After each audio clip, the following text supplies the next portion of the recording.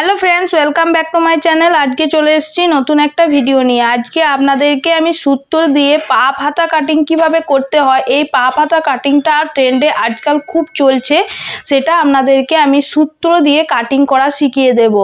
তো আমি একটু পিকচারে দেখিয়ে দিচ্ছি এটা কেমন ধরনের হবে। দেখুন পিকচারটা দেখুন, এই ধরনের হাতা কাটিং করলে, এই যদি সূত্রটা দিয়ে আপনারা হাতা কাটিং করেন তাহলে এই ধরনের হাতাটা তৈরি হবে। তো এটা ব্লাউজে বলুন, কামিজে বলুন, দারুণ সুন্দর একটা লাগবে। এটা খুব সুন্দর, এটা ট্রেন্ডে খুব আজকাল চলছে। তো আমি প্রথমে দেখেন আমি মাপটা বলে দিচ্ছি। প্রথমে লাগছে ঝুল আর লাগছে মুহুরি। আপনার ঝুল যা আছে তার সাথে 1 ইঞ্চি অ্যাড করে নেবেন, আর নেবেন মুহুরি যা হবে তাকে হাফ করে নেবেন। প্রথমে নিয়ে নিচ্ছি ঝুলটাকে দেখুন আমি প্রথমে ভেঙে নিয়েছি। কিভাবে ভেঙেছি দেখুন, আমার ঝুল আছে 10.5 ইঞ্চি, মানে টোটাল ঝুল হবে 10.5 ইঞ্চি। তার সাথে 1 ইঞ্চি অ্যাড করব। 1 ইঞ্চি অ্যাড করবে কারণ 1 ইঞ্চিটা সেলাই মার্জিনের জন্য রাখতে পারেন। আপনারা চাইলে 2 ইঞ্চিও রেখে দেবেন, কারণ বাড়তি হলে পরে কেটে নেওয়া যাবে, কিন্তু কমে গেলে কিন্তু কোনো চান্স নেই। বোঝা গেল? এবার ধরুন আমি এই পার্টটা আমি 2 পার্টে কাটিং করব।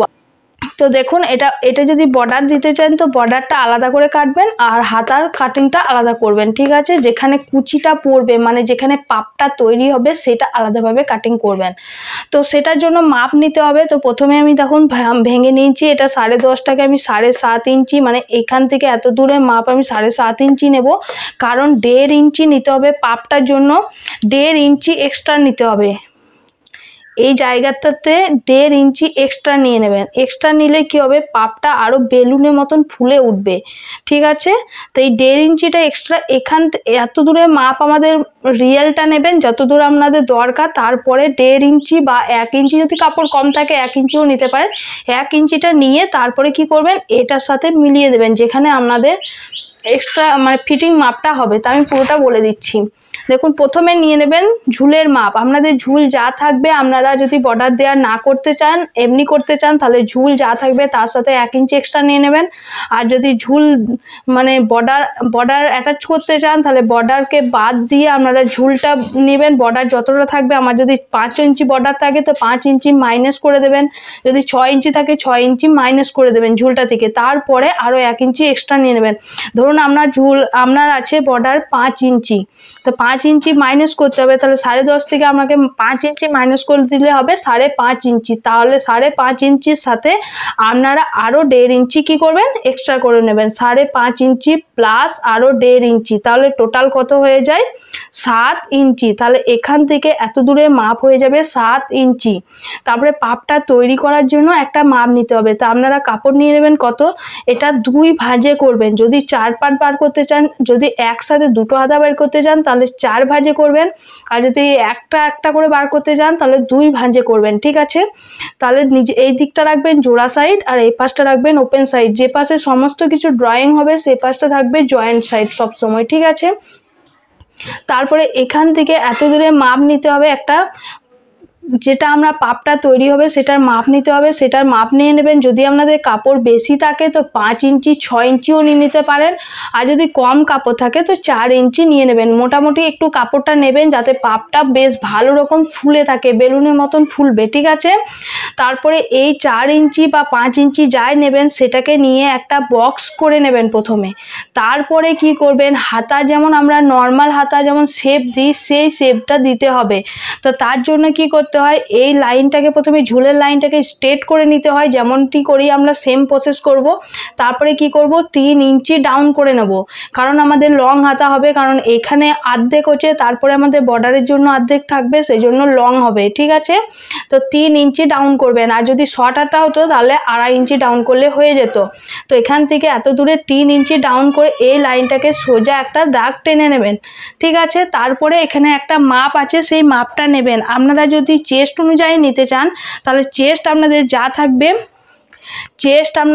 থাকবে ধরলেন চেস্ট আপনাদের 32 আছে, 32কে কী করবেন 4 দিয়ে ডিভাইড করবেন, তারপরে -1/2 ইঞ্চি করবেন, তাহলে কত হয়ে যাবে 8 -1/2 ইঞ্চি, তাহলে 7.5 ইঞ্চি। এখান থেকে এত দূরে মাপ হয়ে যাবে 7.5 ইঞ্চি যদি চেস্ট অনুযায়ী করতে চান। আর যদি ধরুন এই যেমন আমি ব্লাউজটা কাটিং করেছি, এই ব্লাউজ যদি আপনারা কাটিং করেন ব্লাউজের সাথে যদি অ্যাটাচ করতে চান তাহলে কি করবেন, প্রথমে যে এক্সট্রা কাপড়টা নিয়েছিলেন, ধরুন এখানে যদি 2 ইঞ্চি এক্সট্রা রেখেছিলেন, সেই 2 ইঞ্চিটা প্রথমে ছেড়ে নেবেন, প্রথমে 2 ইঞ্চিটা এভাবে মেপে নেবেন। এখানে ধরুন মেপে নিলেন 2 ইঞ্চিটা, তারপরে এখান থেকে ধরে এই জায়গাটার মাপটা মেপে নেবেন যে কত দূর হচ্ছে। দেখুন এখান থেকে এত দূর, তাহলে এখানে হয়ে যাচ্ছে আমার 7.5 ইঞ্চি। এই জায়গা থেকে এই লাইন, এই সমস্ত কিছু ড্রয়িংটা এই মাপটা ছেড়ে নিয়ে হবে, কিন্তু এটা কি হবে আমাদের পাপটা তৈরি হবে, এটাতে কিন্তু কোনো রকম ড্রয়িং করা যাবে না, ঠিক আছে। তো এই মাপটা ছেড়ে নিয়ে এখানে যে আমাদের 7.5 ইঞ্চিটা বেরিয়েছে, সেই 7.5 ইঞ্চিটা এই দাগ থেকে নিয়ে নেবেন, এইভাবে মেপে 7.5 ইঞ্চি নিয়ে নেবেন, যেখানে হবে সেখানে মার্ক করে নেবেন। ধরুন আমার এখানে 7.5 ইঞ্চি হয়েছে, ঠিক আছে। তারপরে কি করবেন, এইটাকে রাউন্ড একটা আলতু হাতে শেপ দিয়ে নেবেন, শেপ দিয়ে কি করবেন, তারপরে আরও 2 ইঞ্চি বা 1 ইঞ্চি 1.5 ইঞ্চি যা আপনি যদি কামিজের কাটছেন বা ব্লাউজের কাটছেন যারই কাটবেন, তার সঙ্গে যদি আপনারা 2 ইঞ্চি রেখেছেন এক্সট্রা, তো এখানেও 2 ইঞ্চি রাখবেন, আর যদি 1.5 ইঞ্চি রেখেছেন তো এখানেও 1.5 ইঞ্চি রাখবেন, ঠিক আছে। তারপরে চলে আসবেন মুহুরি, মুহুরিতেও কোথায় কি করবেন, মুহুরিও ধরলেন এই জায়গাটা থেকে করবেন, মুহুরিও আপনাদের হাফ করে নেবেন। মুহুরি আছে আমার 12 ইঞ্চি, 12-র হাফ করলে হয় 6 ইঞ্চি, তাহলে এখান থেকে ফিতে ধরে এখানে 6 ইঞ্চি নিয়ে নেবেন, যেখানে আসবে সেখানের সাথে এই ফিটিংস লাইনটা মিলিয়ে নেবেন, আর যেখানে এক্সট্রাটা নিয়েছেন সেই এক্সট্রার সাথে এই এক্সট্রা দাগটা মিলিয়ে নেবেন, বোঝা গেল। তারপরে কি করবেন, এখানে 1.5 ইঞ্চি বা 1 ইঞ্চি যদি কাপড় কম থাকে এক্সট্রা নিয়ে নেবেন, এই জায়গা থেকে এতটা 1.5 ইঞ্চি। তারপরে কি করবেন, এটাকে নিয়ে মিলিয়ে আপনারা স্কেলটাকে ধরে এইভাবে এই ফিটিংস লাইনটা যার সাথে মিলেছে সেটার সাথে এইভাবে মিলিয়ে নেবেন, বোঝা গেল। তাহলে এই হয়ে গেল আপনাদের পাপটা যেটা তৈরি হবে, উপরের পার্টটা তৈরি হয়ে গেল। এবার আমি বর্ডার অ্যাটাচ করার জন্য বর্ডারের মাপটা নেব। তো এখানে বর্ডার আমার ধরলেন যদি আপনার 5 ইঞ্চি বর্ডার আছে, তো আপনারা 5 ইঞ্চি যদি রাখতে চাইছেন তাহলে কি করবেন, আরও 1 ইঞ্চি বা 1.5 ইঞ্চি এক্সট্রা কেটে নেবেন, ঠিক আছে।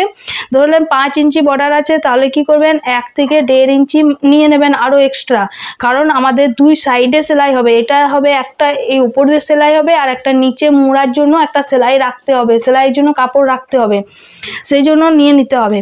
তারপরে কি করবেন, এখান থেকে এত দূরে মাপ যা নেবেন এইখানে এত দূরে মাপ সেটাই হবে। আর আপনাদের লম্বাটা নিয়ে নেবেন কত, এখানে যে মাপটা আছে এটা নিয়ে নেবেন মুহুরির হাফ, কারণ এটার সাথে আমাদের এখান থেকে এত দূরে মাপটার সাথে আমাদের এই বর্ডারটা অ্যাটাচ হবে, এই পাপটার সাথে কিন্তু নয়, ঠিক আছে। তাহলে এখানে মুহুরির হাফ প্লাস 2 ইঞ্চি, মুহুরি যা থাকবে তাকে হাফ করবেন।